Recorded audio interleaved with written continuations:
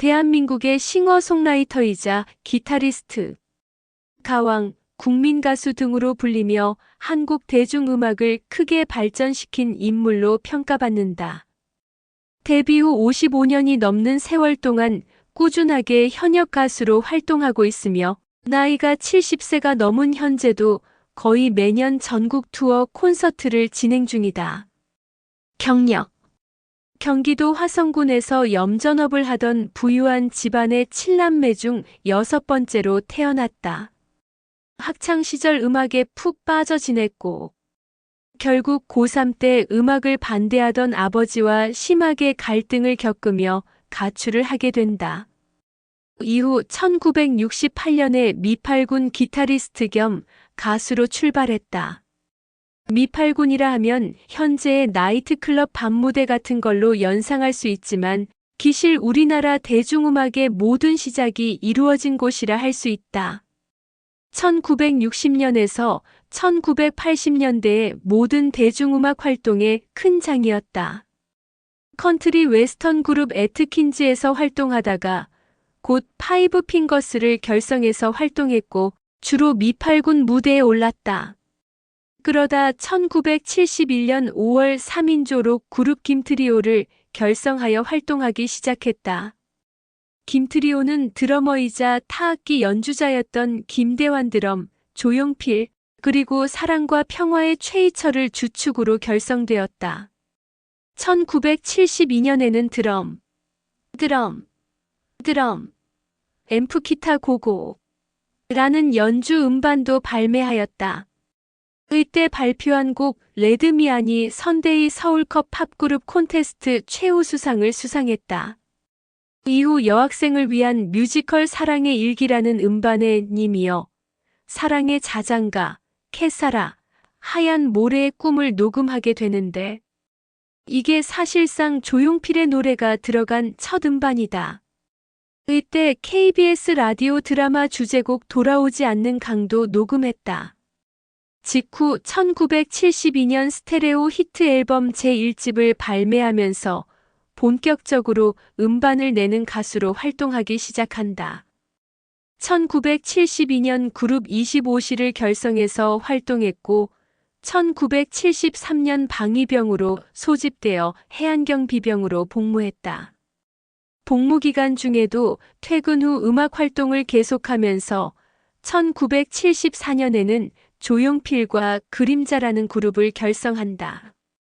1975년 돌아와요 부산항해를 발표하면서 이 곡과 함께 전설이 시작되었다.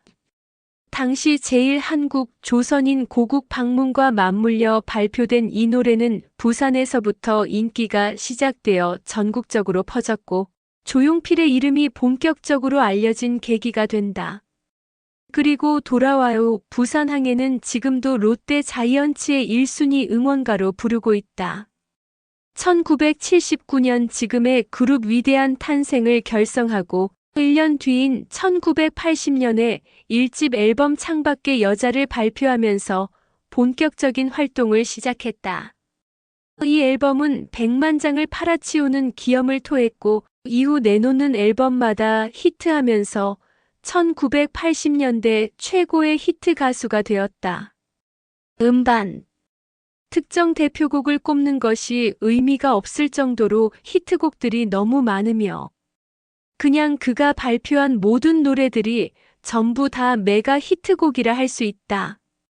1집 1980 창밖의 여자 돌아와요 부산항해 잊혀진 사랑 단발머리 대전 블루스 정 2집 1980 축복 촛불 3집 1981 미워 미워 미워 1편 단신 민들레야 고추잠자리 4집 1982 못 찾겠다 꾀꼬리 비련 자존심 5집 1983 한강 나는 너 좋아 친구여 6집 1984 눈물의 파티 정의 마음 7집 1985. 어제, 오늘, 그리고 그대여. 사랑하기 때문에. 미지의 세계. 여행을 떠나요. 아시아의 불꽃. 8집 1985. 허공. 킬리만자로의 표범. 그 겨울의 찻집. 상처. 바람이 전하는 말. 9집 1987. 마도요. 그대 발길 머무는 곳에. 청춘시대. 10집 1988. 서울 서울 서울. 모나리자. 11집 1989. 큐. 12집 1990. 추억 속의 재회. 이젠 그랬으면 좋겠네. 13집 1991. 꿈.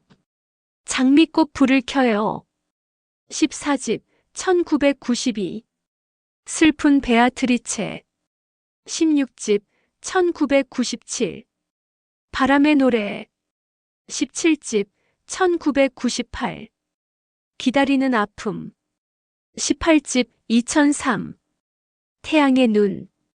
그 또한 내 삶인데. 19집 2013. 바운스. 헬로. 걷고 싶다. 20집 2024. 그래도 돼. 찰나. 한 번은 세종문화회관에서 열린 공연이 히트곡으로만 구성되었는데도 양일 겹치는 노래 없이 이틀이나 진행되었다. 실제로 본인도 콘서트 멘션 중 발표한 곡이 너무 많아서 다 하려면 며칠을 해야 한다고 언급한 적이 있다. 멘트 없이 본인 노래들로만 앙코르까지 꽉꽉 채워 불러도 시간이 모자라기 때문에 여타 가수들의 콘서트처럼 다른 가수를 게스트로 초대하는 경우가 거의 없다. 조용필의 콘서트가 끝난 뒤 콘서트장을 빠져나가는 사람들의 말을 들어보면 오호가 듣고 싶었는데 하는 반응을 바로 확인할 수 있는데 멘션도 거의 없이 노래로 모든 공연을 꾸며서 타 가수들에 비해 콘서트에서 부르는 곡의 수가 압도적으로 많음에도 이 정도니 히트곡이 얼마나 많은지 알 수 있다. 평가. 위상. 국내 탑클래스 가수만이 도전할 수 있는 잠실 주경기장 콘서트에서 8회 매진이라는 대기록을 보유하고 있다.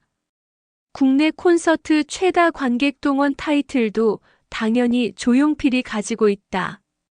그의 커리어를 한 문장으로 설명하자면 1970년대, 1980년대, 1990년대, 그리고 2010년대에 걸쳐 차트 1위 곡을 보유하고 있다. LP, 테이프, CD, 음원의 시대에 이르기까지 수많은 히트곡과 한국 내 최대 콘서트 인원 동원 기록, 예술의 전당 7년 연속 공연 기록을 가진 가수다. 지상파 연말 가요대상을 전관왕 사회 및 사연패 2번을 포함해 총 11회를 수상한 진기록을 가지고 있다. 이것도 1987년 더 나은 음악을 하고자 TV 프로 대상 수상 거부를 선언한 결과다. 조용필의 음악적 재능, 음악성, 그리고 엄청난 업적도 있지만 그의 겸손함과 끊임없이 배우려는 마인드가 후배들에게 귀감이 된다. 조용필은 저런 멘션을 그저 웃자고 하는 사람이 아니다. 1980년대 초부터 정규 19집을 낼 동안 끝없이 자신을 넘고 넘어왔다. 판소리와 락팝의 접목, 오페라와 락의 접목 등 장르를 초월한 가수가 그저 되는 게 아니다. 2013년 바운스가 히트할 때도 끝없이 배우고 도전을 했기에 가능했다. 아이돌이 장악한 현재에도 이 노래만큼은 젊은 세대들이 따라 부를 정도다. 그러나 가왕이란 말을 부정하는 사람이 있는데 다름 아닌 조용필 자신이다. 2011년 4월의 인터뷰에 따르면 가왕, 국민 가수와 같은 별칭이 본인에겐 민망하다며 크게 마음에 담아두진 않는다고 한다. 그냥 조용필이라는 이름 석자 그대로 불리기를 바란다고 한다. 오빠 부대라는 용어를 대중화시킨 가수다. 당시 9시 뉴스에서 조용필을 따라다니는 오빠 부대 열성 팬에 대한 보도를 이례적으로 내보낼 정도였다. 이 단어의 파급력이 어마어마했는지 오빠 부대는 표준국어 대사전에 표제어로 올라있다. 수많은 국민들에게 사랑받는 싱어송라이터 가수이자 대한민국 대중음악 역사에 엄청난 영향력을 끼친 인물로서 지금은 고인이 된 마왕 신해철이 롤모델로 추앙했던 인물 중 하나였다. 과거 김혜수의 플러스 U라는 방송에 출연했을 당시 마왕으로 불리던 후배 신해철을 어떻게 생각하시냐는 질문에 귀여운 후배로 평가해서 진행자 김혜수를 비롯해서 관객들이 뜨악하는 모습을 보여주기도 했다. 고스트 스테이션에선 신해철이 조용필의 히트곡들을 직접 리마스터해서 특집으로 튼 적이 있었는데 혹시라도 혼날까봐 조용필이 골아 떨어질 것이 확실한 공연날 밤을 골라서 방송을 했다.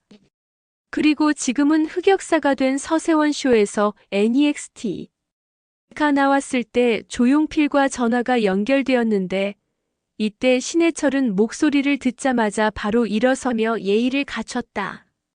그 외 이승철이나 이은미조차도 조용필 앞에서는 고개를 못 든다고 한다. 물론 조용필이 군기반장이란 소리는 아니고 존경심에서 하는 소리다. 조용필은 대중음악계에 큰 족적을 남겼다. 현역 시절의 수많은 음악적 시도의 성공 덕에 대중성과 다양성을 오랜 기간 동안 잡아낸 보기 드문 가수이기 때문 조선일보의 대한민국의 최고 가수는 누구인가? 라는 설문조사에서 당당히 1위에 올랐으며 2위는 이미자, 3위는 나훈아, 4위는 서태지가 되었다. 그리고 방송국이 굽혀주는 몇 안 되는 가수 중 하나로 가요계 배분과 위상이 높은 점에 기인한다.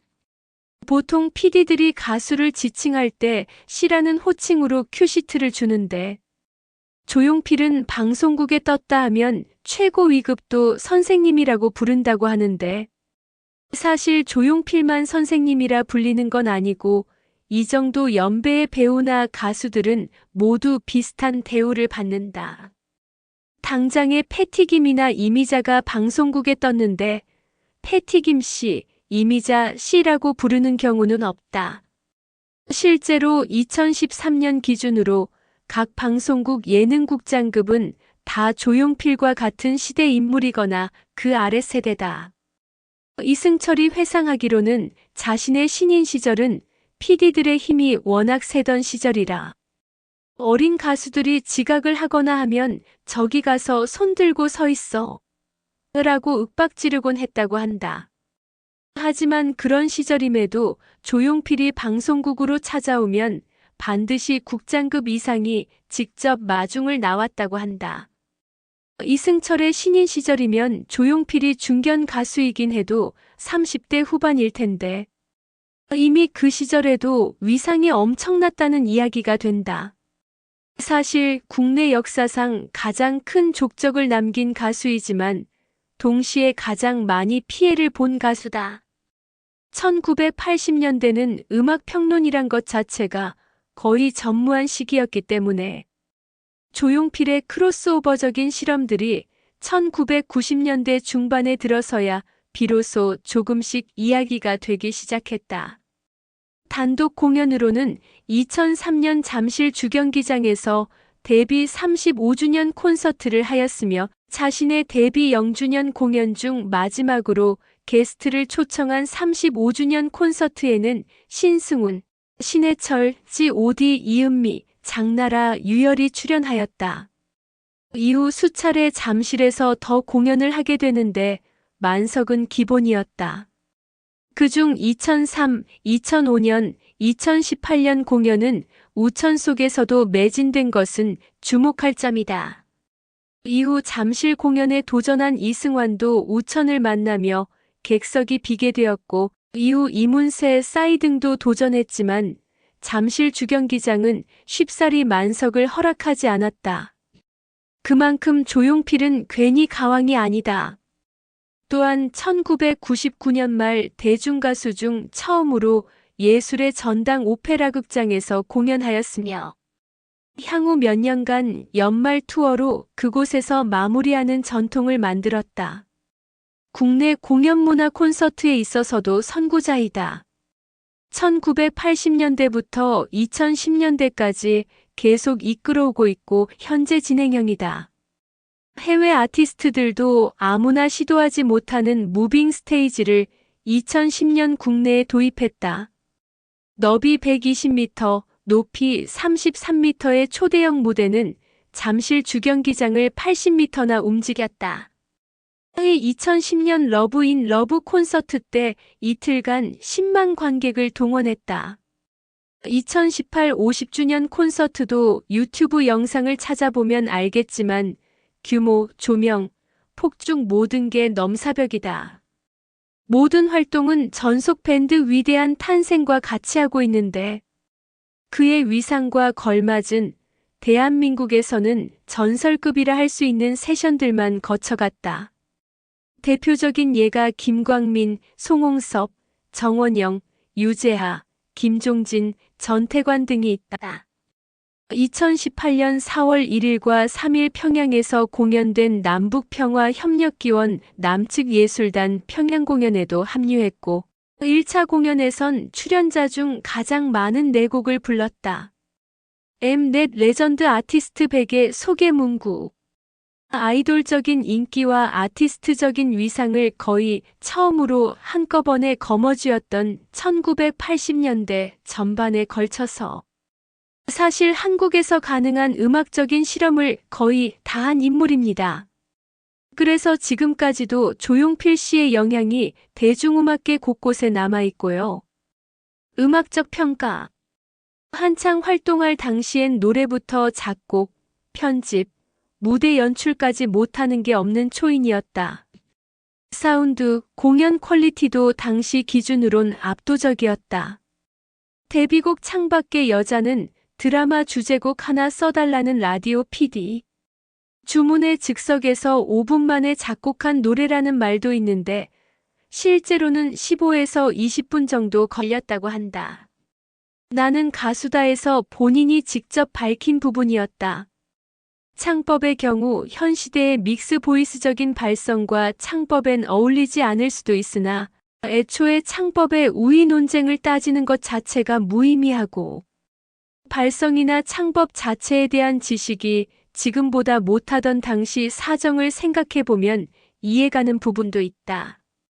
조용필의 가창력은 최정상의 실력이다. 50주년 콘서트 당시 2시간 내내 20여 곡을 라이브로 소화했을 만큼 그의 목 내구도는 수준급이다. 원래 데뷔 초기에는 선천적인 미성으로 노래를 했으나 이후 대마초 파동 당시 자숙하던 도중에 판소리에 매료되어 공부하기 시작하고 로드 스튜어트와 조 카커 등 허스키한 보컬들의 음악도 참고하면서 지금의 창법이 되었다. 한 기자가 어느 정도의 음역까지 낼 수 있습니까? 라고 묻자 기타를 만지며 이게 낼 수 있는 소리 정도는 뭐든지라고 했다는 일화도 존재한다. 보컬 트레이닝과 발성법에 대한 체계적인 연구가 진행된 현대적인 관점에서 보면 수많은 성대모사에서 볼 수 있듯 고도로 앞쪽에 집중된 비음이 듣기 불편할 수도 있으나 그것이 조용필만의 개성이라고 느끼는 청중 또한 많다.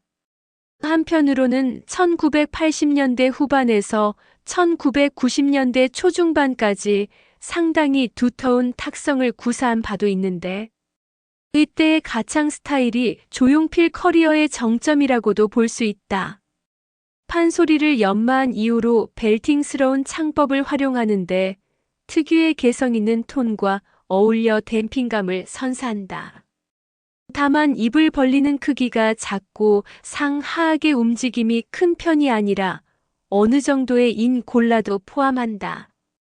특이점으로는 저음, 중음, 고음에서의 파장이 상당히 비슷하다는 점인데 보통 파사지오를 넘겨 고음으로 치솟을수록 소리가 커지는 것과 달리 조용필의 경우 세기가 상당히 일정하게 나타난다.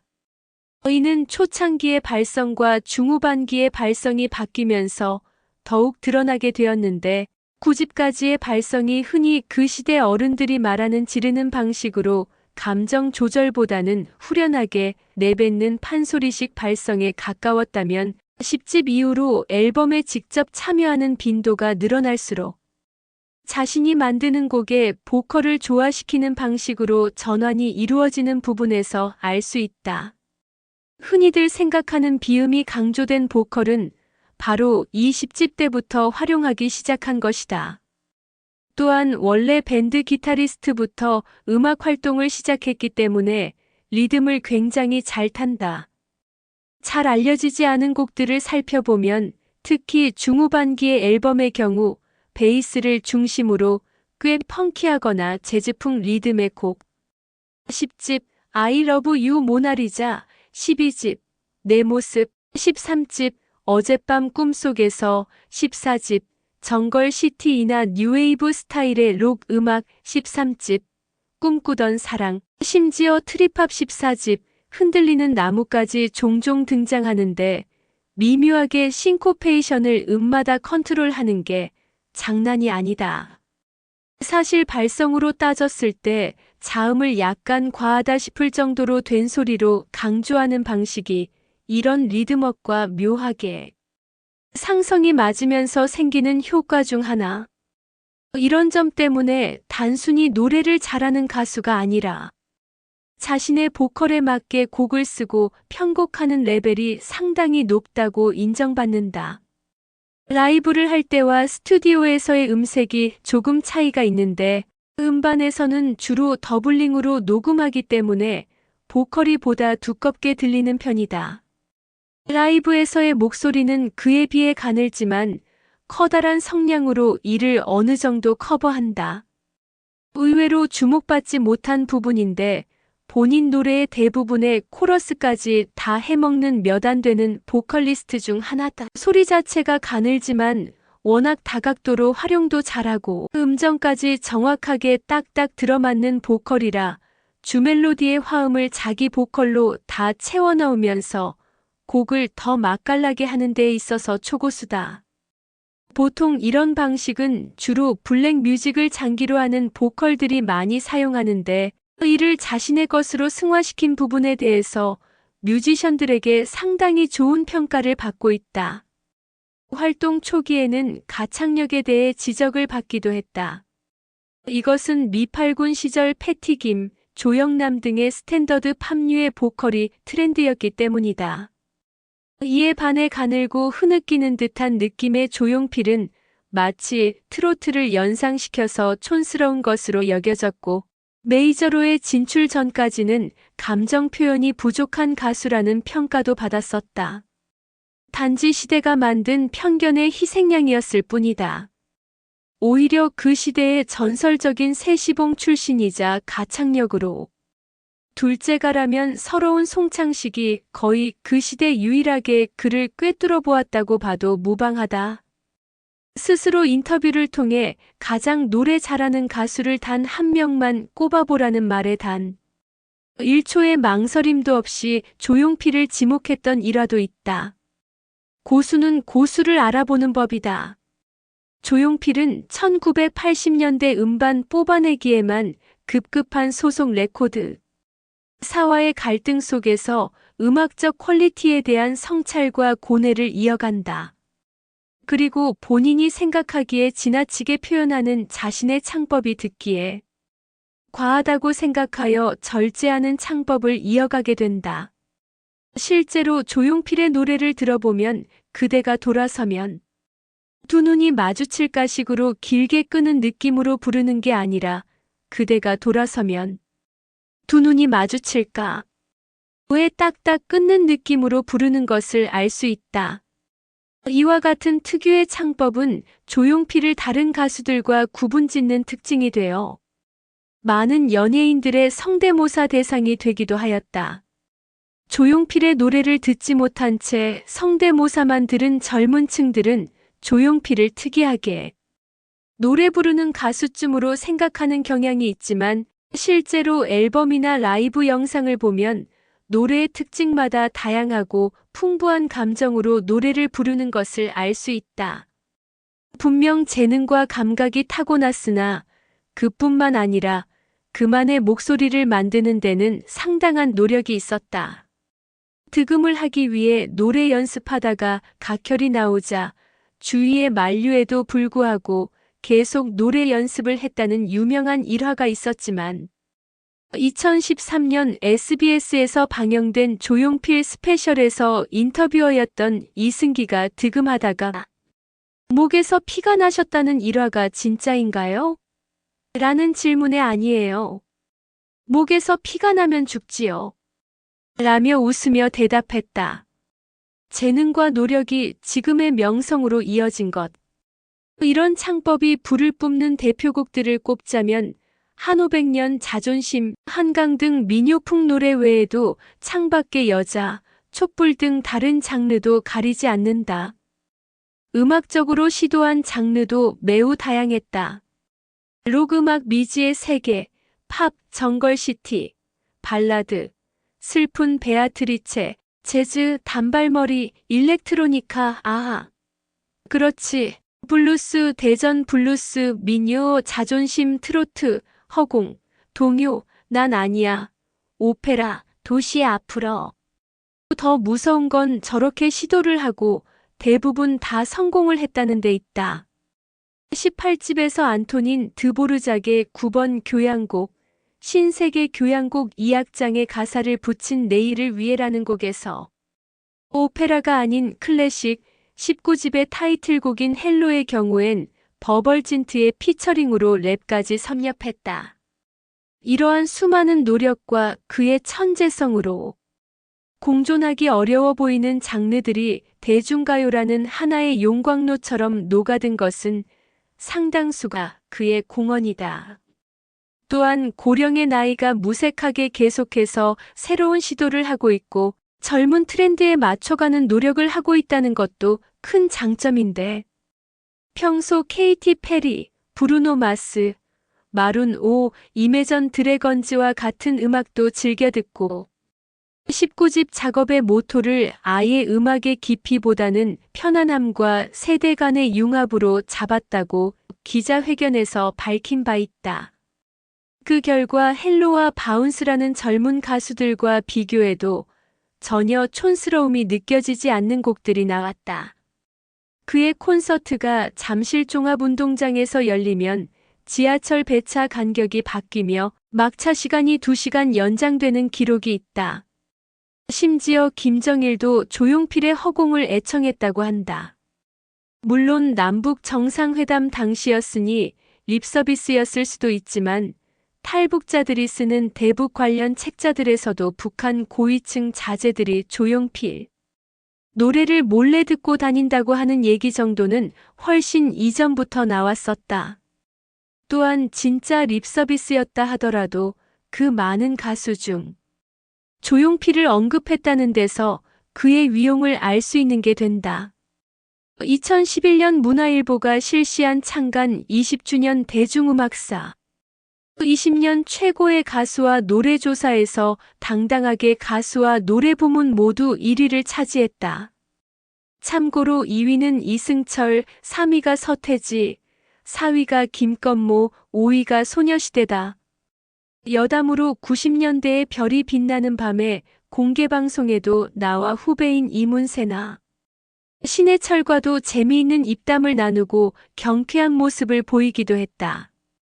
까불거리던 이경규에게도 웃어주고 이경규가 조용필 노래를 엉터리 중국어로 불러주며 홍콩의 중국어 앨범으로 도전해본다고 뻥치자 이문세가 이경규 씨, 그만해. 나 머리에서 김 날 것 같아. 라고 하자 웃으면서 누가 아니래. 나도 공감이야. 아주 스팀 다리미로 써도 되겠어. 라고 맞장구 쳐줬다. 기부 영웅. 그가 운영 중인 YPC 프로덕션은 주주 배당금 대신 기부를 하는 것으로 유명하다.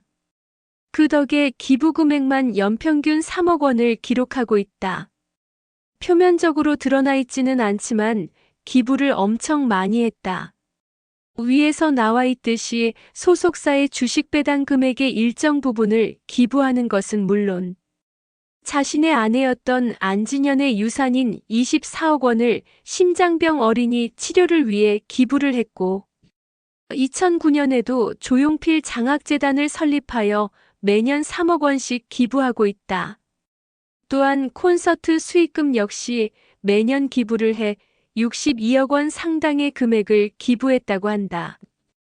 국내에서 잘 알려지지 않은 사실이지만 포브스지에서 선정한 아시아의 기부 영웅 중에 한 명으로 선정되기도 했다. 공식적인 금액은 84억 원이지만 비공식적으로는 100억 원이 넘는 것으로 추정되고 있다. 매스컴에 드러나기를 싫어하는 본인의 성격 탓에 잘 알려져 있지 않다.